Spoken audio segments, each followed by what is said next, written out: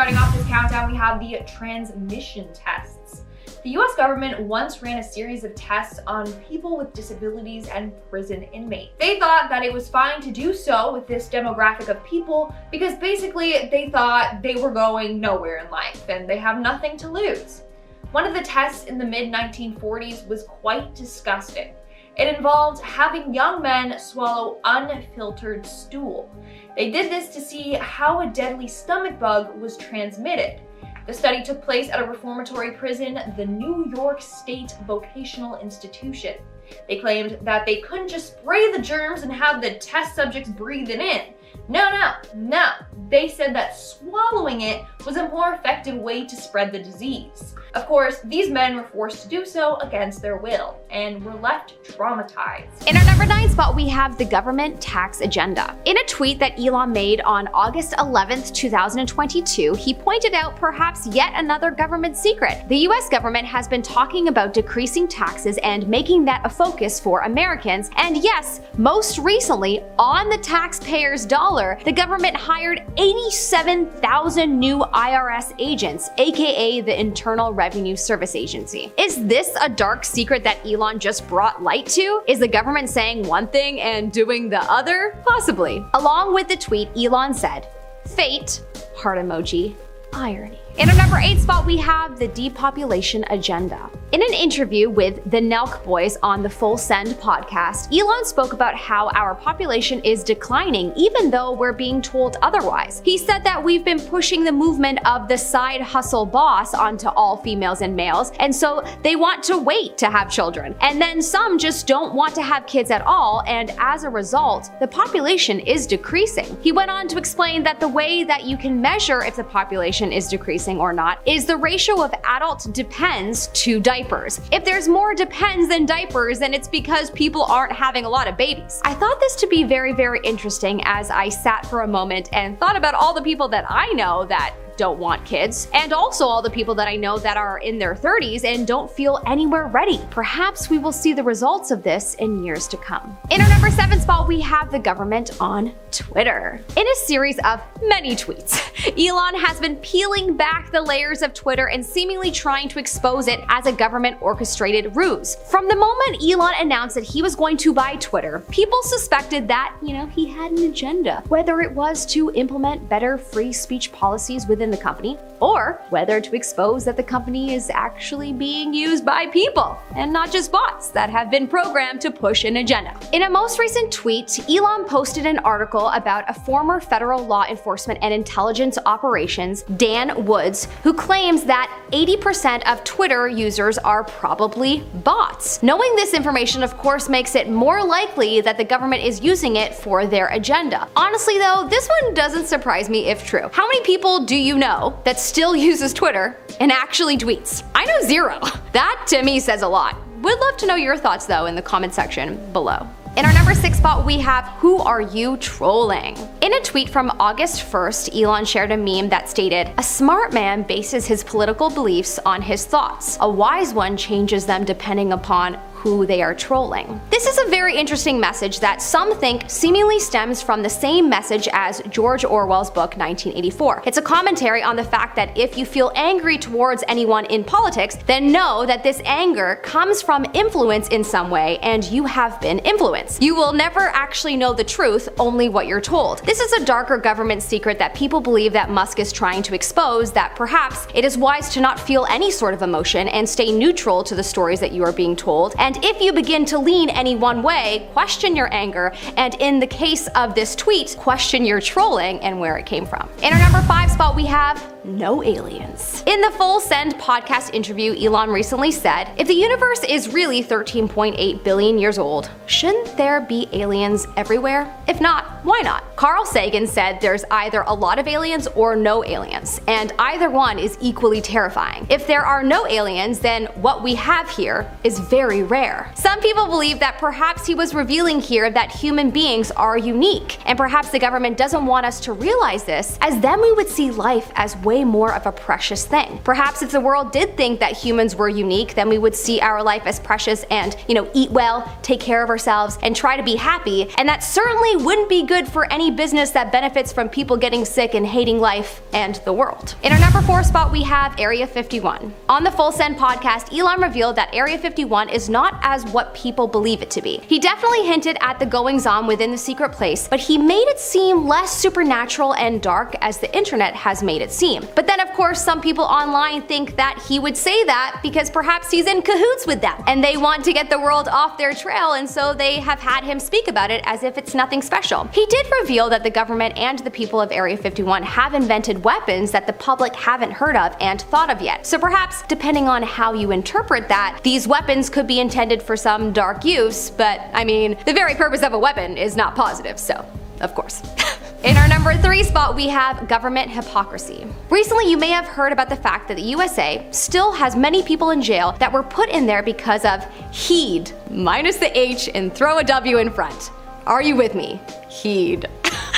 Don't want this video to get dinged. Anyways, there is a lot of people still in jail for this drug, and a lot of people find it crazy that this could be the case, as throughout the country it has now been legalized. But recently the US government traded a Russian war criminal with Russia to free the women's basketball player who was imprisoned there for this very substance. It feels a little hypocritical, I don't know. On Twitter, Elon said this: maybe free some people in jail for heed here too. And then posted this meme of a man not looking too pleased with his hands on his hips, and the meme said, people in the US in jail for heed, while the government trades a Russian war criminal to free a women's basketball player in jail for heed. Is Elon pointing out the hypocrisy in this action and hinting at a weird dark secret agenda that the government might be hiding? Possibly. In our number 2 spot, we have the NPCs. Again, in the Full Send interview with the Nelk Boys, Elon speaks about how everyone in the corporate world are like NPCs. He said, quote, "Are you even real? How do we know that you're not an NPC?" This had the internet in a frenzy as they contemplated, is Elon pointing out the fact that people in the corporate and political world are possibly NPCs? Is this his subtle way of telling everyone? I mean, he has been trying to get viewers to see that a large part of Twitter is just bots, so there's that. Is this a stretch? Could we be living amongst NPCs? In our number 1 spot, we have the Epstein List. Jeffrey Epstein is a former business financier who died in prison by supposedly taking his own life in 2019 while awaiting trial on federal trafficking charges. Jeffrey was known as somewhat of a celeb amongst the Hollywood elite, and he is seen in many pictures with many celebs over many decades. Since his arrest, the public have wondered who out of his Hollywood friends were involved in this scandal, as he obviously didn't do it alone. From Bill Clinton to Prince Andrew, there have been many names that have flown on Jeffrey's private jet to his island where everything was said to have taken place. After the most recent trial with Ghislaine Maxwell, Jeffrey's accomplice, who was also convicted, an apparent list of celebrities that were involved was given to the court but not released to the public. Elon took to Twitter to comment on this. He uploaded a picture of a meme that said, "Things I'll never see in my life," with photos of a dragon, dinosaurs, and a unicorn, and the words, "the Epstein/Maxwell client list." He then went on to say, "Only thing more remarkable than the DOJ, the Department of Justice, not leaking the list is that no one in the media cares. Doesn't that seem odd?" He then added, "Sometimes I think my list of enemies is too short." So, insinuating that he will most likely make more enemies after this tweet. Many people believe that he was insinuating that there are people in the government, the Department of Justice, and the media on the list, and that is what Elon is trying to get the public to see. It would certainly make sense as to why the media is not reporting about it. Number 10. No crown, no problem. Okay, directly after his father died in 1936, King Edward VIII took the throne. But the tides quickly turned when less than a year later, he renounced his position. Now, this was huge. This was a massive scandal right off the bat. This is not something that's taken lightly in the royal family. Turns out the woman responsible for stealing his heart was that of Wallis Simpson, American socialite who had already been divorced once before. And at this point, she was working through her second divorce, so you can only imagine how folk reacted to that, right? His proposal to Simpson, of course, caused social and political backlash. The Church of England wasn't so chill with Edward marrying somebody who had already been divorced, so Edward was forced to abdicate. He had to, okay? Edward and Simpson then tied the knot in 1937, and they stayed together until Edward's death much later in 1972, so dare I say, it was worth the trouble. In our 9th spot, spot, we have the malaria tests. In the late 1940s, a group of men were infected with malaria before being starved for 5 days. While being starved, some of them were subjected to hard labor. Those men lost 14 pounds within a few days. They then were treated for their malaria with a number of drugs. What's wild is that this study was always kept a secret. In fact, most studies from the 1940s to 60s were never covered by the media. And if they were, the focus was, oh my God, the government might find a cure. It's amazing the work that they're doing. The focus was never on how they were finding the cure and their poor test subject. In our 8th spot today, we have the pregnant women. In the late 1940s, a number of researchers were testing diethylstilbestrol, which is a synthetic estrogen, on pregnant women. They thought that this would help women against pregnancy complications, but it sadly did the exact opposite. A number of women ended up miscarrying or giving birth to low birth weight babies. None of the women knew that they were being experimented on in the first place. If they had known, they probably wouldn't have risked it. In our 7th spot, we have the syphilis experiment. In the early 1950s, the government controlled a syphilis study on men in Guatemala. Their aim was to find out how syphilis and other diseases spread. Sadly, not much is known about these experiments because the government records were destroyed years after the program was shut down in 1956. What we do know, though, is that the men were exposed to prostitutes infected with this disease. But they later found that that didn't spread the infections quick enough.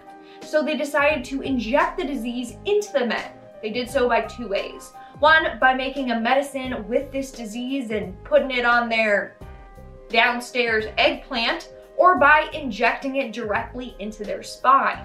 What made this worse is that there were no age restrictions to these tests, so they were targeting the young too. Some declined drastically in health. Plus, a number of test subjects were left untreated so that they could study the progression of the infections as well as the damage it would cause. In our 6th spot, we have the Manhattan Project. The Manhattan Project is the project that produced the world's first atomic bomb. They conducted a number of tests, including detonating a series of bombs in a New Mexico desert. They also conducted a number of tests on humans to see the effects that radiation would have on us. One of the tests included monitoring nuclear technicians for the effects of radiation exposure. The technicians had no clue that they were being studied. Some fell extremely sick. One woman even suffered from kidney failure. That's when the workers began to wonder if they were getting sick from the radiation. Later, more tests were done on humans. This time, they were injected with polonium and other radioactive elements. In the end, hundreds of people ended up being injected or fed with plutonium, which is one of the most dangerous substances in the world. Sadly, they targeted individuals with disabilities. Over 57 children with disabilities and more than 100 adults with disabilities were injected with plutonium against their will. We're now at our 5th and halfway mark with the drug tests. Over the years, the government has sponsored a number of drug tests to see the effects that they have on humans. One involved a professional tennis player, Harold Blower. In 1952, he died after being injected with a fatal dose of a hallucinogenic drug. The US Department of Defense, the Department of Justice, and the New York State Attorney General all worked together to conceal evidence of its involvement in this experiment. They did so for 23 years. They all denied having any part of this. They were like, oh, the army was injecting him with drugs? We had nothing to do with that. We didn't know. Yeah, right. In our 4th spot, we have LSD. Dr. Frank Olson was an American bacteriologist and biological warfare scientist that worked for the Army and CIA. On November 28, 1953, Frank died after falling out of a hotel in Pennsylvania. His death is quite controversial because we don't know what truly happened. But there are a lot of theories out there. So apparently on November 19th, Olson was given LSD without his knowledge or consent. Then, just days later, he plummeted to his death. Many believe that the government had something to do with this. Either they were drugging him constantly and he became so delusional that he took his own life, or he was in too deep. Apparently, days before his death, he attempted to resign. He even told his wife that he made a terrible mistake, and then he mysteriously died. Suspicious, don't you think? In our 3rd spot, we have mental health experiments. Dr. Robert Heath is quite the controversial figure in history, and that's due to the number of tests that he did on patients with schizophrenia. In the studies funded by the US Army, he would dose the patients with LSD before implanting electrodes into their brain and shocking them. He thought that this would cure all their problems. He also would use this on gay men to try and make them straight. In our second spot, we have the monster experiment. In 1939, psychologist Wendell Johnson and his student Mary Tudor conducted something known as the monster experiment. For this, they used 22 young orphans. Now, the study was all about stuttering. They wanted to see if psychological abuse could induce stuttering in children. And turns out, it did. So for this test, they divided the orphans into two groups. One group, the children were praised and treated humanely. In the other group, they were treated the complete opposite. In the end, the children in the negative group developed stutters that they retained for the rest of their lives. And in our number one spot today, we have the mustard gas experiments. In the early part of World War II, it was feared that Germany was going to turn to chemical warfare. So the US Army wanted to be prepared. One way that they prepared was by studying the effects of mustard gas. So they gathered a number of healthy young men who volunteered. However, had they known what they were going to go through, chances are they wouldn't have volunteered. 1,200 volunteers were tested in small teams for several weeks. They were ordered to strip to the waist and then were sent into a chamber and doused with mustard gas. According to one survivor, and I quote, "All of the men began writhing around and screaming in pain as the chemical burned through their skin. Some pounded on the walls and demanded to be let out, though the doors were locked and only opened when the time was up." Now, mustard gas causes nasty, nasty burns to the skin, and it can also cause uncontrollable bleeding in the lungs if it's inhaled. Now, the men did receive treatment after the experiments, but they were threatened.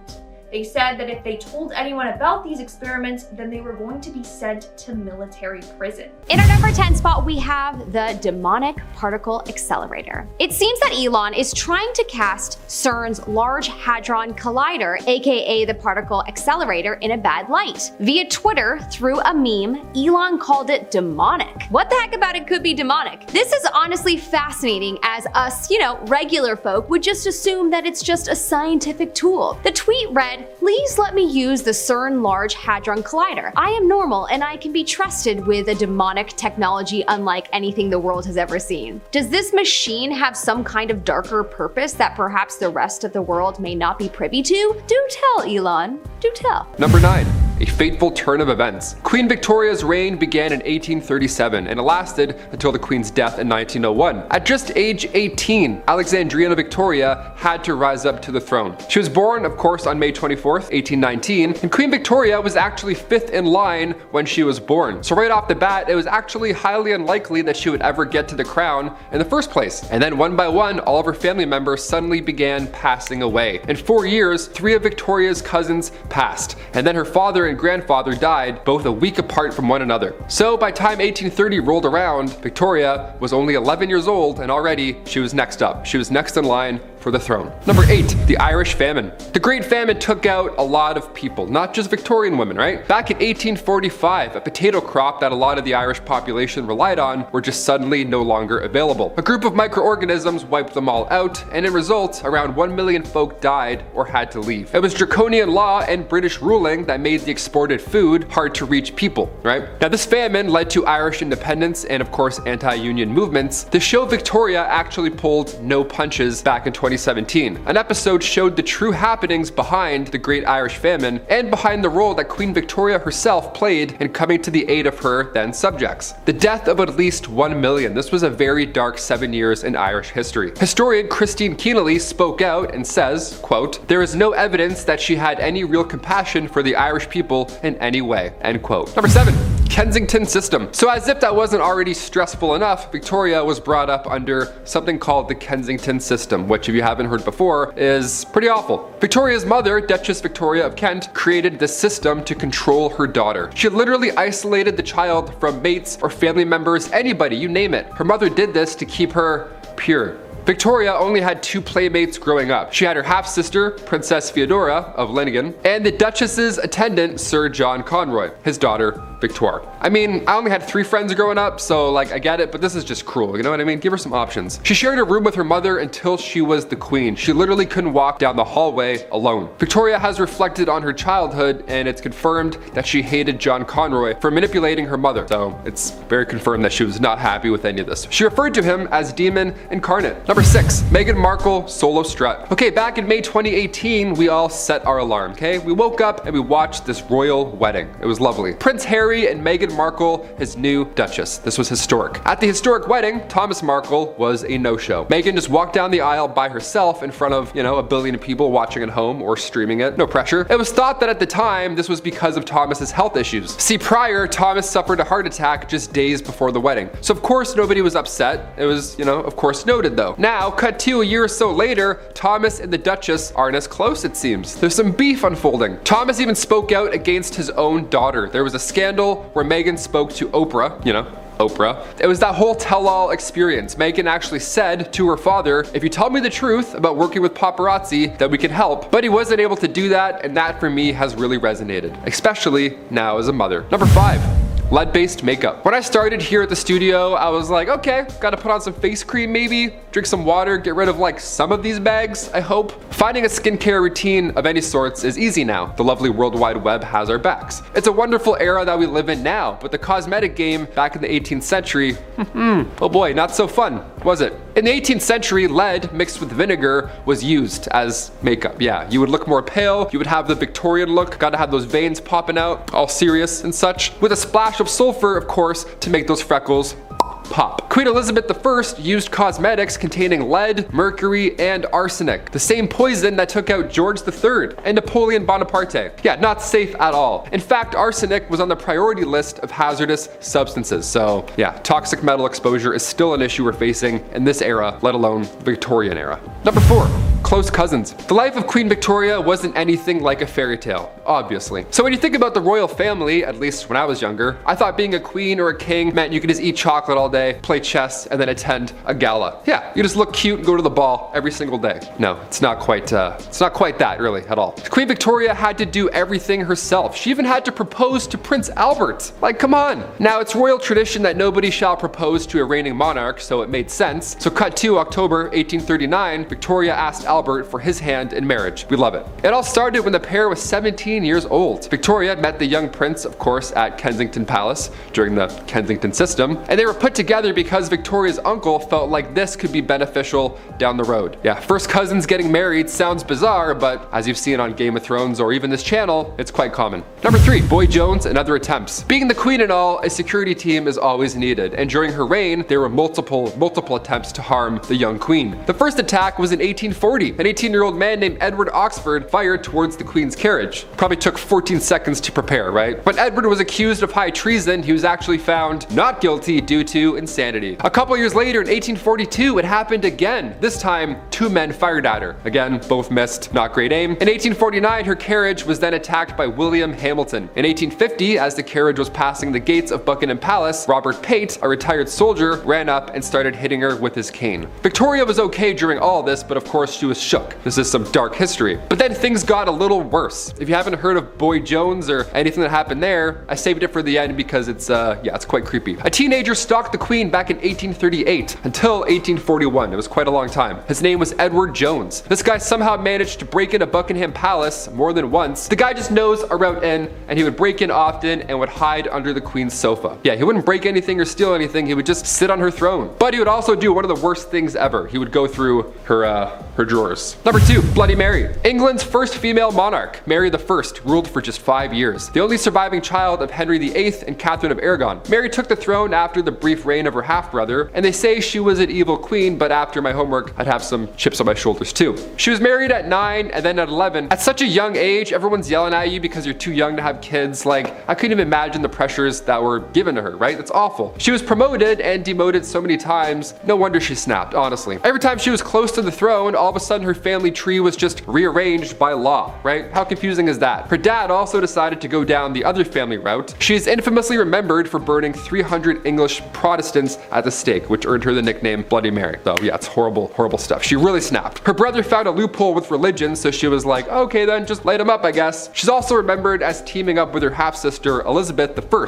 and ruling together, making them the first two British queens. She was spoiled from birth, but she was pretty badass, not gonna lie. And finally, number 1, Queen Elizabeth's health. The world was left in disappointment when we read that Queen Elizabeth got COVID. I remember early on Tom Hanks got it and we're all like, come on Woody, you know, it was kind of, we're rooting for him. But when the Queen got it, it was just deflating, right? The 95-year-old monarch was celebrating her platinum jubilee, meaning this is now 70 years on the throne. 2022 is a staple for the royal family. And on top of that, the Queen has also taken on these royal family scandals. They're unfolding one by one and she's seeing them all. Queen Elizabeth also lost her companion. Her husband, Prince Philip, passed away April 9th, 2021. So she was quite lonely facing all of these scandals. The most controversial of which was Prince Andrew's settlement with his sexual assault accuser. Yeah, she has to deal with that while she's dealing with COVID.